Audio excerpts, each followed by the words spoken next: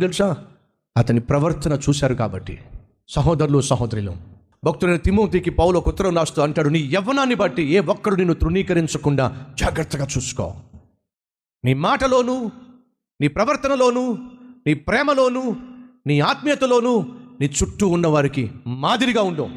ఎవడు నిన్ను చిన్న చూపు చూడకుండా, ఎవడు నిన్ను చూసి చీప్గా ఆలోచించకుండా, తక్కువ చేసి మాట్లాడకుండా నీ ప్రవర్తనను జాగ్రత్తగా కాపాడుకో. తిమోతే, నీ ప్రవర్తనను బట్టే, నీ ఆత్మీయతను బట్టే నీ చుట్టూ ఉన్నవారు నువ్వేమై ఉన్నావో ఎంచుతారో భావించుతారో. కాబట్టి నీ ప్రవర్తన జాగ్రత్తగా చూసుకో. మోషే లాంటి ఒక యుద్ధ వీరుణ్ణి అన్నీ నేర్చినటువంటి ఒక వ్యక్తిని పట్టుకొని, ఏమిటి మా మీద నిన్నెవడు తీర్పరగా పెట్టాడు? మమ్మల్ని కూడా చంపేస్తావు నువ్వు? అంత మాగాడువా నువ్వు? ఏమిటి మాటలు? ఎందుకంత చీప్గా మాట్లాడుతున్నారు? కారణం తెలుసా? తన కోపము, తన ఆవేశము మోషేను చీప్ చేసి పడేసింది.